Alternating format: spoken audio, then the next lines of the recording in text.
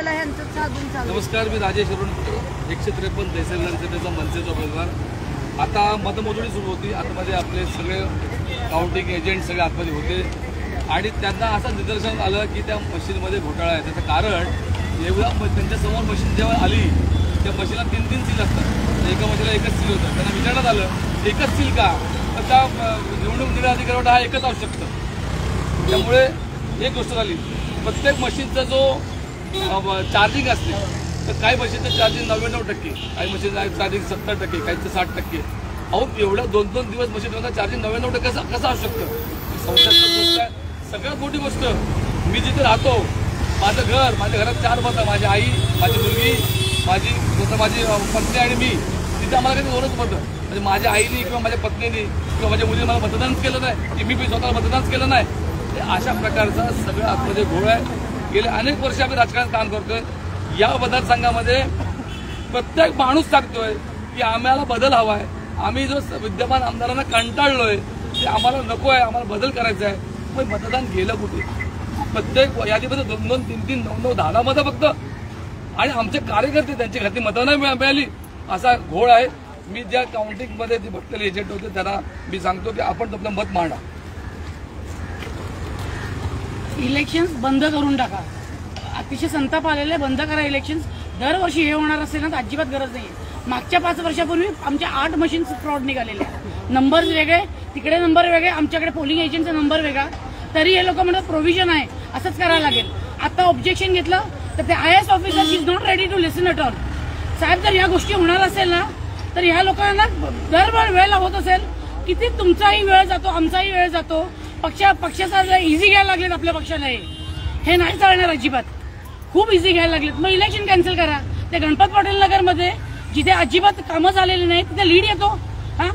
3 number वॉर्डमध्ये जनकल्याणमध्ये तिथे मनीषाताईंना अजिबात येऊन दिलं नाही, प्रचाराला येऊन दिलं ना. आम्ही प्रचार करून देणार नाही. त्या वॉर्डमध्ये त्यांना लीड मिळतो. कसा मिळतो? उमेदवाराला 3 उमेदवाराच्या 163 मध्ये 2च मतदान का?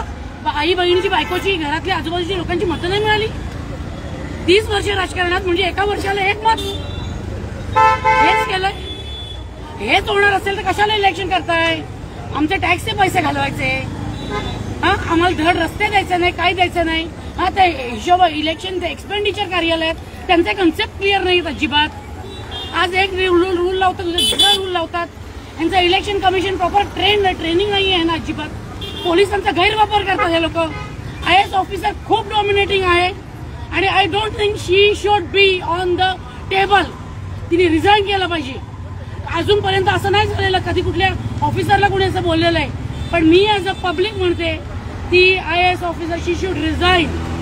मला नाही माहिती ती जर एवढ्या मोठ्या पोस्टवर आहे ना तर शी शुड मेंटेन अ डिग्निटी. नाही करत तिथे. स्पष्ट मत आहे. या सगळ्याच्यामध्ये घोळ झालाय. मनसेला मतदान स्वतः माझ्या घरी आमची 4 मतं इकडे बघा. जनकल्याणमध्ये 10 पैकी फक्त 2च मतदान होईल. असं या सगळ्या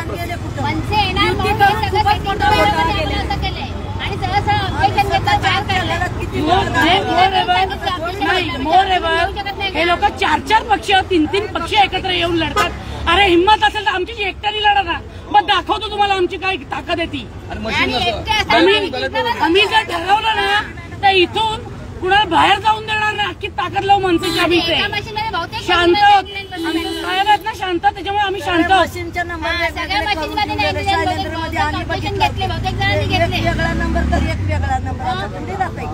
अतिशय लोकशाहीला कलंक आहे. आणि आम्हाला दुर्दैवी वाटतं जिथे जिथे आम्ही राहतो त्या ठिकाणी 2-2, 6-6 मतं. मला वाटतं हे एक्सप्लेन जर केलं तर बरोबर. PPHS एक्सप्लेन करतात साहेब. चला एक्सप्लेन करे. असं थोडी होते की एकाच्या घरात 10-20 मतदानाची कुठे गेले? PPHS शाळा आहे तिथे आमचं महाराष्ट्र नवनिर्माण सेनाची कार्यालय. तिथे फक्त 5 मतं लोक स्वतः बोलले यावर्षी की आम्ही मनसेला दिलेलं मतं. मग तिथे फक्त 5च करून आम्हाला सांगलं. जनकल्याण नगर मध्ये मनीषा चौधरीला काय कॅम्पेन करायला नाही दिले. तिथे फक्त लीड कसं काय येतात त्यांचं? आणि अख्खे शिवसेने लोकांनी पण मनसेला मतदान केलं. ते मतं गेले कुठे? आणि यांच्याकडे काय रेस केलं तर डायरेक्टली बोलतात तुम्ही गप्प बसा, आम्ही बरोबर टोटल तुम्ही मॅच करा. बरोबर आहे. हे कुठेतरी आम्हाला जस्टिस पाहिजे. हे असं होत असेल तर काही यूज नाहीये. एक मिनिट. माझं ना आव्हान आहे, सोशल मीडियामध्ये खूप पॉवर आहे. जेवढी पॉवर आज प्रेसमध्ये, प्रिंट मीडियामध्ये, इलेक्ट्रॉनिक मीडियामध्ये पण नाही, ती पॉवर सोशल मीडियामध्ये. Let the people know what is going on here, what is going on with the democracy of India. Let the people know now. Okay. एजंटला कसं माहिती की आम्हाला एवढेच मिळणार आहेत करून, म्हणजे कोणाला माहिती आम्हाला एवढी मतं मिळणार आहेत करून. आधीपासून सेकंड राऊंडला त्यांनी सांगितलं 6,000 लीडने पुढे, 10,000 लीडने पुढे. कसं काय लीड पुढे त्यांना, लीड त्यांची कशी काय पुढे? आणि स्वतःहून पण आम्हाला 450 मिळणार, आम्हाला 300 मिळणार, आम्हाला 200. भाजपचे एजंट स्वतःच सांगतात की लीड पुढे, 10,000 लीडने पुढे. कसं काय? आम्ही काय काय मेहनत केलं, किती अतिशय दुर्दैवी लोकशाहीला कलंक आहे. त्यामुळे आम्ही सगळ्यांनी वर्कआउट केलेलं आहे. तर मी स्वतःच सांगितलं की तिथे बसून का उपयोग नाही, आम्हाला जेलमध्ये टाकण्याची भाषा करतात. त्यापेक्षा म्हटलं आपण बाहेर पडूया. आणि जे घडलंय सगळं ते चुकीचं आहे, लोकशाहीला कलंक आहे. त्यामुळे आम्ही या फेसबुकच्या माध्यमातून पुढे आलो. त्याचं कारण की लोकांना कळू द्या की नेमकं काय घडतंय आतमध्ये ते. त्यामुळे नमस्कार, जय हिंद, जय महाराष्ट्र.